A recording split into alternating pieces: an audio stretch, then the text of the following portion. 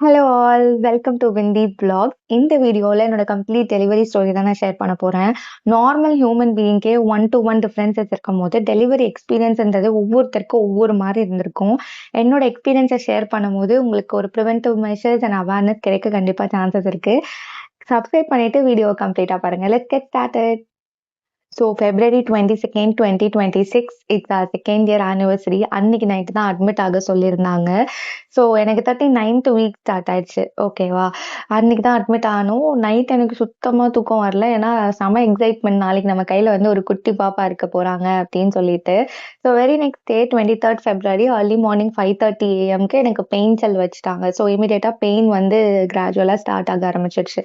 1 ஹவருக்கு வந்து baby heart beat observe பண்ணிட்டு வெளில போய் வாக்லாம் பண்ணுங்க அப்படின்னு சொல்லிட்டாங்க.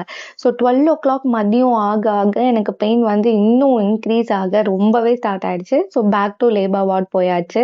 ஃபர்ஸ்ட் செலைன் இருக்கும்ல, ட்ரிப்ஸ்லேயுமே பெயின் வந்து இன்டியூஸ் பண்ணுறதுக்கு வச்சுட்டாங்க. அண்ட் தென் பேபி ஹார்ட் பீட்டை கம்ப்ளீட் அப்சர்வேஷனுக்கு செட் பண்ணியும் வச்சுட்டாங்க. 1 hour ஒன்ஸ் வந்து வெஜைனல் எக்ஸாமினேஷனுக்கு கைனகாலஜிஸ்ட் வந்து பார்த்துக்கிட்டே இருந்தாங்க. ஸோ ஒரு 4:30 போல எனக்கு பனிக்கூடம் வந்து உடைச்சு விட்டுட்டாங்க. ஸோ உடைச்சு விட்டோன்னே தான் செம்ம பெயின், ரொம்பவே பெயின் வந்து ஸ்டார்ட் ஆயிடுச்சு. அதுக்கப்புறம் ஃபிசியோதெரபிஸ்ட் வந்தாங்க. அவங்க வந்து எக்ஸசைசஸ்லாம் நம்ம ப்ரெக்னென்சியில் பண்ணுவோம் இல்லையா, லைக் ஸ்குவாட்ஸு, லாஞ்சஸு, அந்த பால் எக்ஸசைஸ் அதெல்லாம் ரொம்பவே பண்ண சொன்னாங்க. ஸோ எல்லாமே பண்ணேன். அண்ட் எனக்கு வந்து ரொம்ப இம்பார்ட்டண்ட்டாக அந்த பால் எக்ஸசைஸ் ரொம்பவே பிடிச்சிருந்துச்சு. அந்த பெயின்லேயும் எனக்கு அது வந்து ரொம்ப ரிலீஃபாக இருந்துச்சு. அதுக்கப்புறம் பார்த்தீங்கன்னா, ஒரு ஸ்ட்ராங் பில்லர் எனக்கு ரொம்ப சப்போர்ட்டிவாக இருந்தது என்னோட ஹஸ்பண்ட் தான். ஸோ எல்லாத்துக்கும் அவங்க கூடயே இருந்தாங்க அந்த லேபர் வார்டில். இட்ஸ் ரியலி ரொம்பவே சப்போர்ட்டிவாக இருந்தாங்க. அது வந்து வேர்ட்ஸால சொல்ல முடியாது. ஸோ அந்த அளவுக்கு நல்லா சப்போர்ட்டிவாக இருந்தாங்க. அதுக்கப்புறம் பார்த்தீங்கன்னா, ஒரு 5:30 போல கைனகாலஜிஸ்ட் வராங்க. வந்து வெஜைனல் எக்ஸாமினேஷன் பண்ணும்போது சூப்பர் வெரி குட் இம்ப்ரூவ்மெண்ட் இருக்கு. நம்ம வந்து இன்னும் கொஞ்ச நேரத்துல டெலிவர் பண்ணிடலாம். It's going to B normal delivery அப்படின்ட்டாங்க. எனக்கு ரொம்ப எக்ஸைட் ஆயிடுச்சு. ஓகே, நம்ம வந்து ஒரு நல்ல விஷயம் பண்ணியிருக்கோம், பெயின் டாலரேட் பண்ணியிருக்கோம். அண்ட் இந்த டே அப்படின்னு நினைச்சு நம்ம வந்து பண்ணியிருக்கோம் எல்லாம் அப்படின்னு நினச்சிட்டு இருந்தேன். அப்புறம் ஒரு 6 o'clock போல திரும்ப கைனகாலஜிஸ்ட் எக்ஸாமின் பண்ணும்போது நோ இம்ப்ரூவ்மெண்ட். பாஸ்ட் ஒரு 1/2 an hourக்கோ 1 hourக்கோ வந்து எந்த இம்ப்ரூவ்மெண்ட்ஸுமே தெரியல. ஸோ இதுக்கு மேலே நம்ம வெயிட் பண்ண முடியாது. அண்ட் பேபியுமே அவங்க ஹெட் வந்து கோனிக்கலாக இருக்குது. ஸோ நம்ம இப்போ டெலிவர் பண்ணோன்னா ஃபேஸ்லேயோ ஹெட்லேயோ டேமேஜ் ஆகும். ப்ளஸ் நாங்கள் பெயின்ஜெல் இன்டியூஸ் பண்ணனாலே ஒரு 4 o'clock நார்மல் டெலிவரி ஆயிருக்கணும். பட் ஆனால் ஆகலைன்னும் போது இன்னும் பேபியை வந்து நம்ம ஸ்ட்ரெஸ் பண்ண முடியாது. அண்ட் ஹார்ட் பீட் ஃபால் ஆச்சுன்னா it will be very critical. அதனால will go for C section அப்படின்னு சொல்லிட்டாங்க. ஸோ சி செக்ஷனுக்கான ப்ரொசீஜரல் சிக்னேச்சர்ஸ்லாம் இருக்கும்ல, அதெல்லாம் வாங்கிட்டு என்னை ஆப்ரேஷன் தியேட்டர் கூட்டிகிட்டு போகிறாங்க. ரிலேட்டிவ்ஸ் எல்லாருமே வந்து கன்சோலிங் வேர்ட்ஸ் ஷேர் பண்ணுறாங்க. என் காதில் எல்லாம் கேட்குது. பட் பயங்கர எக்ஸாஸ்ட் ஆகிட்டேன் நான். ஸோ எல்லாருக்கும் ஹெட்டை மட்டும் நாட் பண்ணிவிட்டு நான் ஆப்ரேஷன் தியேட்டருக்குள்ளே போயாச்சு. போயிட்டு ஃபர்ஸ்ட்டு ஸ்பைனல் அனஸ்தீஷியா கொடுத்துட்றாங்க. ஸோ லோவர் பாடி எல்லாம் நம்ப ஆயிடுது. அதுக்கப்புறம் ஆப்ரேஷன் முடிஞ்சோடனே அந்த குவா குவான்னு பாப்பா சவுண்டு கேட்குது. அப்போ வந்து ஆல்ரெடி நான் ரொம்ப எமோஷ்னல் பர்சன் தான். ஸோ அதனால் எனக்கு அழுகை வந்துடுச்சு. So it was a very beautiful moment in my life அப்படின்னு தான் நான் சொல்லுவேன். அண்ட் பாப்பாவை கொண்டு வந்து இப்படி கேட்குறாங்க, என்ன பேபின்னு பார்த்தீங்களா அப்படின்னு சொல்லிட்டு. ஸோ நானும் சொல்கிறேன் பேபி பாய், ரொம்ப ஹாப்பி அப்படின்னு சொல்கிறேன். And after C section recovery வார்டுக்கு கூட்டிகிட்டு போய் வார்ம்த் கொடுக்குறாங்க. அந்த வார்ம்த் வந்து கொடுக்கும்போது நம்ம பாடி எல்லாம் நல்லா வைப்ரேட் ஆகுது. ஸோ கொஞ்ச நேரம் வச்சுருந்துட்டு ரூம்க்கு வந்து சென்ட் ஆஃப் பண்ணிடுறாங்க. அப்போ பேபியும் நம்ம கிட்ட கொடுத்துட்றாங்க. ஸோ ரூம்க்கு வந்துட்டுமே இம்மீடியட்டாக நம்ம பண்ண வேண்டியது என்னென்னா பிரெஸ்ட் ஃபீடிங். பிகாஸ் சொல்லுவாங்க first drop is a golden drop for the baby அப்படின்னு சொல்லுவாங்க. ஸோ அதனால் லாக்டேஷன் அண்ட் அம்மா ரொம்பவே ஹெல்ப் பண்ணாங்க. ஏன்னா சி செக்ஷன்னும் போது இமீடியட்டாக நம்ம வந்து உட்காந்துலாம் ஃபீட் பண்ண முடியாது. ஸோ அதனால் லாக்டேஷன் அண்ட் அம்மாவோட ஹெல்ப்பில் ஃபர்ஸ்ட் ஃபீடிங் ஸ்டார்ட் பண்ணிட்டேன். அண்ட் ஃபர்ஸ்ட் 2 days வந்து லிக்விட் டயட் தான். அண்ட் யூரின் பேக்கும் செட் பண்ணிடுவாங்க. ஸோ நம்ம எழுந்துக்கவே மாட்டோம் ஃபர்ஸ்ட் 2 daysக்கு. 3rd day வந்து ஃபிசியோதெரபிஸ்ட்டு, டயட்டீஷியன் எல்லாருமே வந்தாங்க. வந்து எக்ஸசைஸஸ் எல்லாம் சொல்லிக் குடுத்தாங்க. அண்ட் நம்மளுமே ஸ்லோவா எழுந்து உட்கார ஸ்டார்ட் பண்ணலாம். அண்ட் இந்த ரீல்ஸ்லலாம் வரும்ல, first walk after C section அது ரியலாவே ட்ரூ தான். I experienced it in real டைம்ன்னு நான் சொல்லுவேன். ஃபர்ஸ்ட் வாக் டிஃபிகல்ட் தான். But we need to motivate அவர்செல்ஃப்.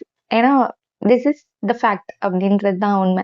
So அதனால எழுந்து ஸ்லோவா வாக் பண்ணேன். ஸோ டாக்டர் சொல்லிட்டு போனாங்க, வாக்கே பண்ணாமயும் இருக்கக்கூடாது, ரொம்பவும் வாக் பண்ணிடக்கூடாது. But you need to walk slowly அப்படின்னு சொல்லிட்டு போனாங்க. ஸோ நானுமே தினம் அந்த 3rd டே வந்து வாக் பண்ண ஸ்டார்ட் பண்ணிட்டேன். அண்ட் ஃப்ரெஷ்அப்பும் ஆயிக்கலான்ட்டாங்க. அதுக்கப்புறம் தான் சாலிட் டயட்ஸ் எல்லாம் கொடுக்க ஆரம்பிச்சாங்க. ஸோ அதுக்கப்புறம் நம்ம நடக்கிறோமா அண்ட் இண்டிபெண்டா ஃபீட் பண்றோமா, அண்ட் ஸ்டிச்சஸ்லாம் எல்லாம் ஓகேவா அப்படின்றதெல்லாம் செக் பண்ணிட்டு தான் டிஸ்சார்ஜ் சம்மரி ரெடி பண்ணி நம்ம கிட்ட கொடுத்து டிஸ்சார்ஜ் பண்ணிட்டாங்க.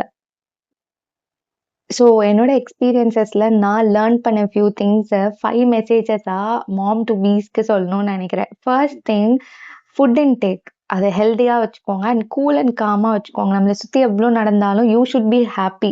அப்பதான் பேபியுமே ஹாப்பி மூட்ல இருப்பாங்க. செகண்ட் திங், பெயின் வந்து இப்படிதான் இருக்கும், அவங்க அப்படி சொன்னாங்க, எனக்கு இப்படிதான் இருந்தது அப்படின்ற மாதிரி கிடையாது. It is not going to be the same for everybody. So ஒவ்வொருத்தருக்குமே டிஃப்ரெண்ட் எக்ஸ்பீரியன்சஸ், நான் ஸ்டார்டிங்ல சொன்ன மாதிரி. அதனால பெயின் இப்படிதான் வரும், இவ்வளோதான் வரும், அந்த மாதிரி ரேஞ்ச்லாம் வச்சுக்காதீங்க.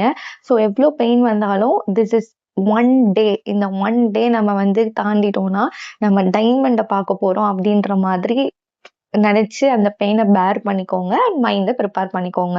Third thing, trust your doctor words.